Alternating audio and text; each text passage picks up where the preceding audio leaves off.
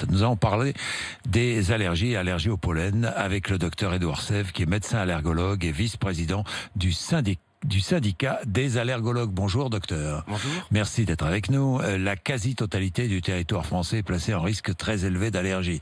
Cette année, c'est particulièrement présent. L'allergie est présente, très présente, allergie au pollen. Tout à fait. Au pollen. Alors pourquoi ? Alors c'est lié à plusieurs facteurs, surtout les conditions météo. On a un hiver qui était très doux, Oui. il n'a quasiment pas gelé. Le printemps a été assez doux et un peu pluvieux, et maintenant il fait très beau, il fait chaud.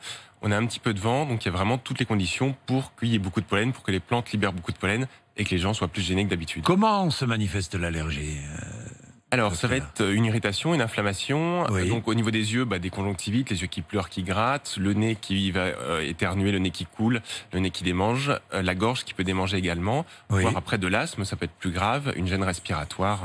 Une gêne respiratoire. Vous avez beaucoup de messages, Mathieu. Énormément, je vais vous les lire. D'ailleurs, allez-y, allez, je vous lis celui de Max qui nous dit « Moi, en ce moment, c'est simple, je suis défoncé, obligé de me shooter à l'homéopathie, nez bouché, gorge sèche, les yeux qui pleurent et grosse fatigue. » Comment distinguer tout ça aussi du coronavirus ? C'est vrai ? Évidemment, c'est la question. Oui, c'est la question qu'on vous pose sans arrêt, docteur Sève. Voilà, alors c'est mal vu de tousser en ce moment, mais effectivement, tout ce qui tousse n'est pas Covid, heureusement. Alors c'est quand même assez différent. Là, j'ai travaillé 2 mois en service Covid, c'est quand même très différent, c'est pas du tout les mêmes patients. Les allergies, souvent, ça va se répéter tous les ans. C'est des gens qui ont déjà eu un petit peu les mêmes symptômes l'année d'avant, l'année encore d'avant. Alors ça va être plus fort cette année du fait des conditions météo, mais surtout, il y aura pas de fièvre, il y aura pas de courbature, il y aura de la fatigue, mais la fatigue sera différente, et surtout, la gêne respiratoire sera aussi différente. Avant d'expliquer ce que nous devons faire, vous nous avez parlé des symptômes, symptômes qui se révèlent très vite. Mais pourquoi est-ce qu'on devient allergique ? Est-ce que tout le monde est allergique ou pas ? Est-ce qu'il y a des sujets qui sont plus allergiques que d'autres ? Alors, tout le monde n'est pas allergique, on ne naît pas allergique, on devient allergique. On devient allergique. Ça arrive au cours de la vie, c'est un dérèglement. Alors pourquoi ? On ne le sait pas encore, on sait qu'il y a des facteurs, mais il y a un moment... Dérèglement de quoi ? Alors du système immunitaire, c'est le système immunitaire qui un jour se dit qu'une chose est dangereuse, il va chercher à se défendre contre cette chose-là, il va créer des anticorps, des défenses, et à chaque contact, le corps va justement chercher à se défendre, et c'est pour ça qu'il y a des conjonctivites, il y a des rhinites. Et pourquoi est-ce que les pollens provoquent les allergies ? Pourquoi ? Alors, il y a un moment où justement le corps se dit que c'est quelque chose de dangereux, c'est comme une bactérie, c'est peut-être, il va chercher... C'est vraiment dangereux le pollen ? Alors non, justement, c'est pour ça que c'est un dérèglement, c'est pour ça que c'est une sorte de maladie auto-immune qui n'a pas lieu d'être. Oui. Mais qui arrive malgré tout. Alors, il y a des facteurs. La pollution va aggraver les choses. Il y a un terrain immunitaire. On sait que l'hérédité fait quelque chose. Les changements hormonaux. Ah bon ? Oui. On peut être de mère en fille ou de père en fils on peut être allergique. Alors, on sait que s'il y a un parent allergique, il y a 20-40% de risque. Il y a une chance sur 3 d'être allergique pour les enfants. Et si c'est les 2 parents allergiques, c'est 2 chances sur 3. C'est 60 à 4%. Ou de risque. Donc, voilà, de chance ou de risque. Oui. Tout n'est pas fichu. Tout n'est pas fichu. Et on devient allergique, mais on peut guérir. Ça peut évoluer au cours de la vie. Alors justement, les traitements, on va en parler un peu après la pub. Il est 6h43, 2 minutes de pub, et on se retrouve. Notre lien, vous le savez, le 3216. Si vous voulez appeler, interroger le docteur Sève, vous n'hésitez pas, vous appelez.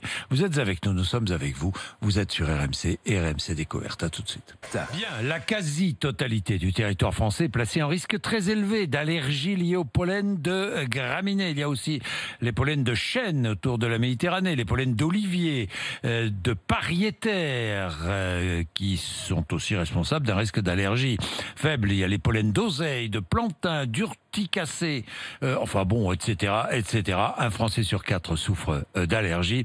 Les graminées sont une famille de plantes qui regroupe pas loin de 12 000 espèces. Au printemps, les plantes à fleurs se reproduisent et cette reproduction s'accompagne de la dissémination de pollen dans l'air. C'est bien cela, hein ? C'est ça. Voilà, c'est le phénomène. Alors, que peut-on faire contre ce phénomène, docteur Sève ? Alors, il faut limiter les contacts. Oui. Le pic de pollen est surtout le midi quand il fait beau, qu'il y a du vent, donc éviter de sortir. Alors, effectivement, c'est compliqué parce qu'en ce moment, on a envie de sortir. Oui. Mais il faudra sortir plutôt le matin ou plutôt le soir. Fermer les fenêtres de la maison, des voitures pour éviter que les pollens rentrent à l'intérieur. Limiter le jardinage, parce que si on passe la tondeuse, on va envoyer justement plein de petites pollens partout dans l'air et on va être gêné. Se protéger, donc le port du masque va être intéressant pour les pollens. C'est intéressant, dites-moi, le port du masque. Oui, là. donc il va y avoir plusieurs effets, et notamment contre les pollens, ça va protéger. Éviter de faire sécher le linge dehors, par exemple, parce que le pollen peut se coller sur le linge humide. Et de façon générale, plutôt prendre la douche le soir ou quand on a jardiné pour rincer tout ce qu'on peut avoir sur soi, éviter de garder du pollen sur soi. Est-ce qu'il y a des traitements efficaces? Oui, alors il y a des traitements efficaces, il y a des traitements qu'on appelle symptomatiques pour calmer les symptômes. Donc on va prendre des antihistaminiques, on va prendre des sprays pour le nez, des collyres pour les yeux, voire des traitements pour l'asthme si on a de l'asthme. Donc tous ces traitements vont soulager.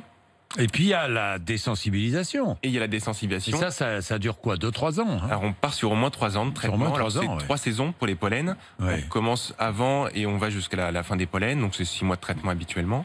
Alors ça a beaucoup évolué, ça s'est beaucoup amélioré. Maintenant c'est des traitements sublinguaux, donc c'est soit des gouttes, soit des comprimés qu'on va mettre sous la langue tous les jours quand on veut dans la journée et qui vont habituer l'organisme au pollen et qui permettent de guérir de l'allergie au pollen.